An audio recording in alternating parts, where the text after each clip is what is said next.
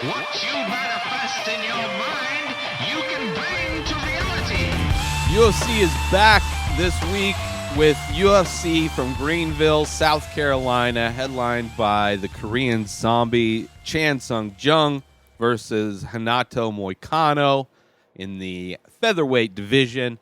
So it's, kind of an ease back into the UFC. We had a nice week off, I would say. I enjoy having a Saturday of not watching fights, even though I do enjoy watching fights, but it's almost like I'm given an extra day in a week. So easing us back in, it's kind of this a low-end UFC card, let's call it. It's an ESPN Plus card. The prelim is on ESPN2, which I'm not a fan of that whole. They just put it all on ESPN Plus. Like, you can also put it on ESPN2, but like just having ESPN Plus, you can't watch normal ESPN programming unless you have it through a cable provider. It's the dumbest fucking thing. But anyway, the main card is all I'm really interested in. I don't know if maybe I'll go back and watch some of the early prelims. I'm not necessarily, there's nothing necessarily jumping off the charts for me to have to watch in this card. But I'm going to make my picks anyway. Starting off with the main event, I should say, I'm going with the Korean Zombie. I think his fight against, who was it against? It was against El Pantera. I can't think of his name offhand, but it was a crazy close fight. Ended up getting knocked out with like an up elbow in like the last second of the fight. But he was winning the fight overall, Korean Zombie. So I think he's going to come in and do good. Moicano, I can't think like more of an up-and-comer, but I'm going with Chan Sung Jung.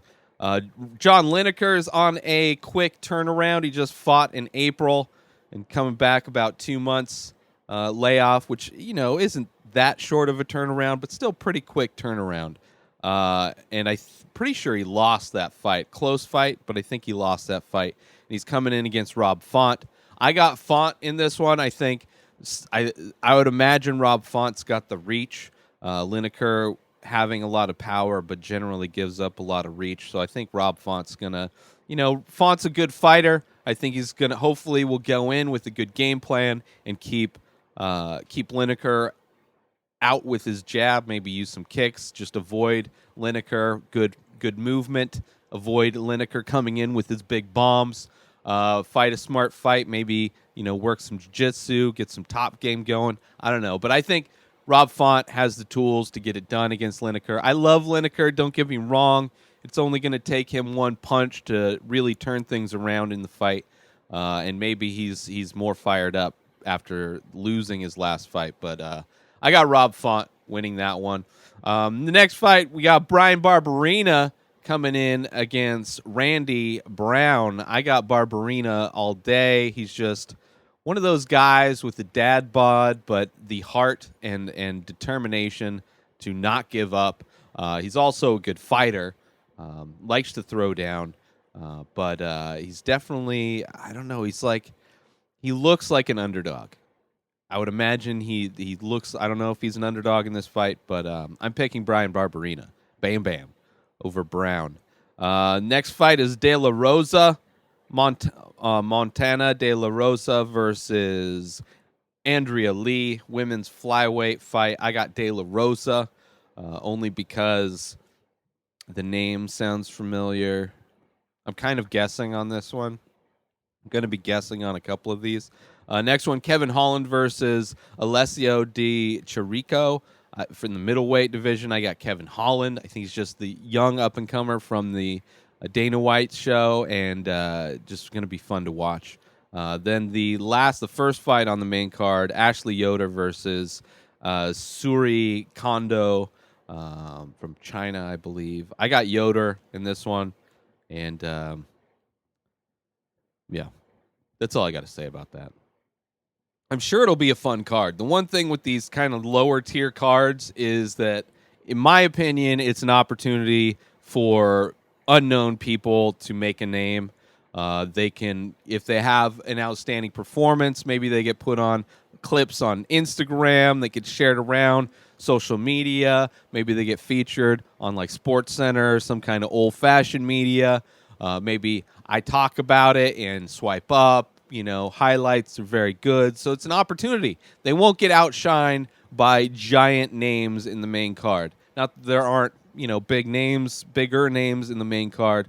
But seriously, Bruno Silva, the second fight on the prelims card, if he comes out and just destroys Darren Wynn, and then that gets put on Instagram, ESPN's account, maybe Ariel Helwani's account, it could blow up. You don't know. So it's an opportunity. It's an opportunity, and sometimes with that opportunity, you get fun fights.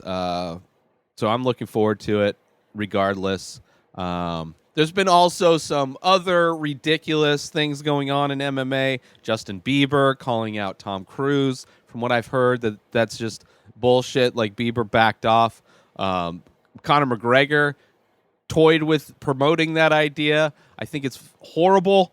I don't like if somebody's going to do that, let McGregor do it, but please don't start bringing that into legitimate MMA.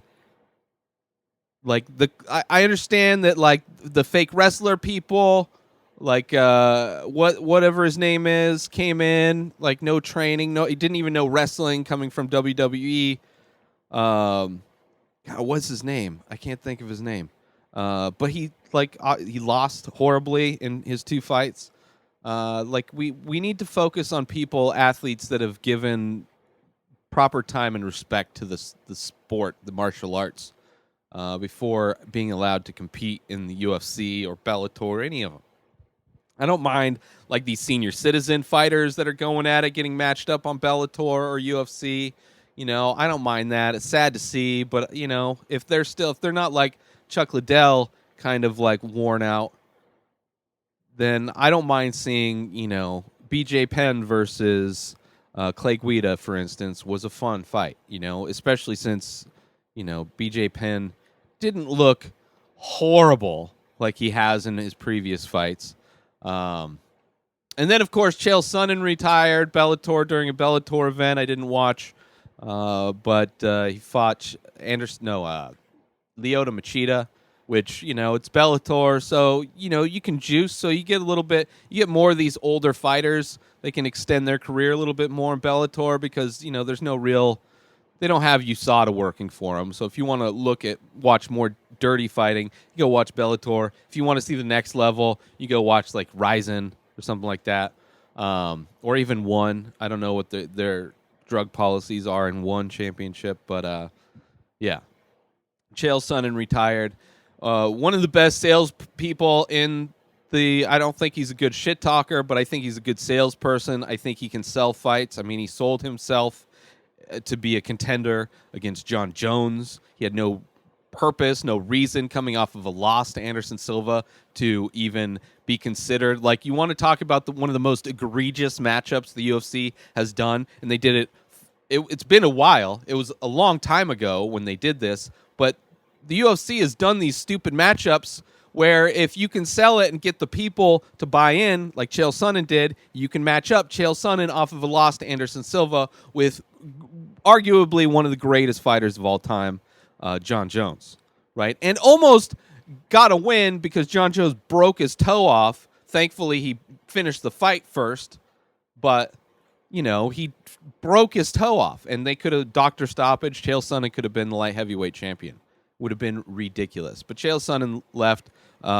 Much respect to him. I mean, his career has clearly already been shifting over to broadcast, having a show with Ariel Helwani, doing a bunch of work with ESPN and other fight organizations. So it's one of those fighters that it's like, I'm perfectly fine with his retirement. I think his career was as good as it can be, I guess.